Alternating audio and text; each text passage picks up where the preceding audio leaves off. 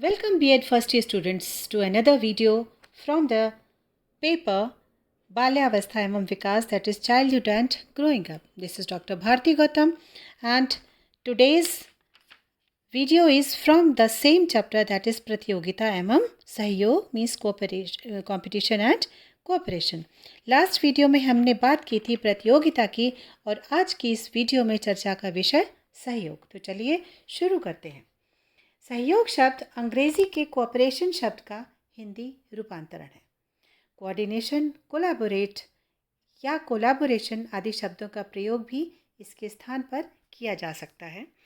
हिंदी में सहयोग के लिए सहकारिता, सहकार्य आदि शब्दों का प्रयोग किया जाता है। सहयोग का अर्थ दो या दो से अधिक व्यक्तियों का साथ मिलकर कार्य करना है। सहयोग सामाजिक जीवन का एक मूलभूत आधार है। इसके अभाव में सामूहिक जीवन, समाज और राष्ट्र की कल्पना नहीं की जा सकती है। सहयोग का अर्थ है दो या दो से अधिक व्यक्तियों या संस्थाओं का मिलकर कार्य करना। सहयोग की प्रक्रिया के अंतर्गत ज्ञान का आदान प्रदान होता है। वर्तमान समय में प्रत्येक स्तर पर सहयोग देखने को मिल रहा है और वे स्तर हैं स्थानीय स्तर, राष्ट्रीय स्तर और अंतर्राष्ट्रीय स्तर। सहयोग के अभाव में समाज का अस्तित्व खतरे में पड़ सकता है। समाज को सहयोग की आवश्यकता इसलिए और पड़ती है जिससे समाज में चल रही विभिन्न प्रकार की विघटनकारी प्रक्रियाओं से निपटा जा सके। तो स्टूडेंट्स, जो कोऑपरेशन है that is a fundamental basis of social life. इसकी एब्सेंस में हम किसी भी सोशल लाइफ को हम एक्सपेक्ट नहीं कर सकते हैं। सहयोग का अर्थ यही होता है कि अगर दो या दो से अधिक व्यक्ति या इंस्टीट्यूशंस मिलकर कार्य करते हैं, ध्येय व्यक्तिगत भी हो सकते हैं और वो सामूहिक भी हो सकते हैं। मीन्स सेम एम या उनके इंडिविजुअल एम्स भी हो सकते हैं। उनको प्राप्त करने की खातिर जब एक कोलैबोरेटेड एफर्ट्स डाला जाता है दो या दो से अधिक व्यक्तियों के द्वारा या संस्थाओं के द्वारा, उसको सहयोग कहा जाता है। और ये बहुत ज़रूरी इसलिए और है क्योंकि इसी के द्वारा हम सारी भी जितनी भी विघटनकारी प्रक्रियाएं हैं उनसे निपट सकते हैं। Now we come to some definitions of cooperation. सबसे पहले ग्रीन महोदय के अनुसार, मनोवैज्ञानिक ग्रीन कहते हैं सहयोग दो या दो से अधिक व्यक्तियों के द्वारा किसी कार्य को करने या किन्हीं समान उद्देश्यों को प्राप्त करने के लिए किया जाने वाला निरंतर एवं सामूहिक प्रयत्न है। तो अकॉर्डिंग टू ग्रीन, एक कंटिन्यूअस और एक जो कोलैबोरेटेड एफर्ट है किसी भी समान उद्देश्यों को प्राप्त करने के लिए दो या दो से अधिक व्यक्तियों के द्वारा उसको सहयोग कहा जाता है।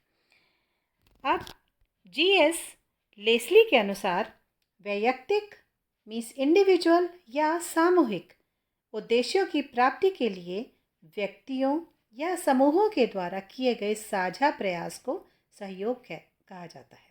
तो जीएस लेस्ली ये कहते हैं कि इंडिविजुअल या एक सामूहिक एम्स की या गोल्स की को पाने के लिए जब दो या दो से अधिक व्यक्ति या संस्थाएं एक कोलैबोरेटेड एफर्ट्स डालती हैं उसको सहयोग कहते हैं।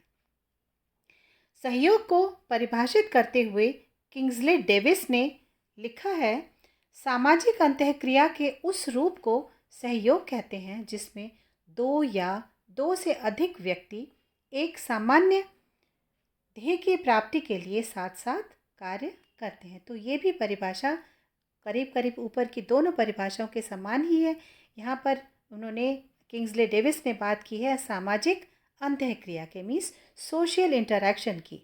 तो सोशल इंटरैक्शन के तहत ही जब दो या दो से अधिक व्यक्ति या संस्थाएं एक सेम एम को प्राप्त करने के लिए जब कार्य करते हैं उसको सहयोग कहते हैं।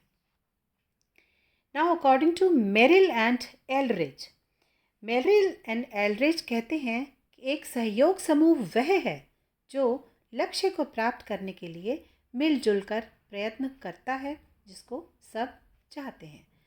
So students, this was all about the definitions of cooperation, And so we can also summarize by saying that cooperation involves individuals or groups working together to achieve their individual or collective goals. So this was all for this video. बाकी अगली video में, तब तक के लिए नमस्कार. Please इस channel को लाइक, शेयर एंड सब्सक्राइब कीजिए. Thank you.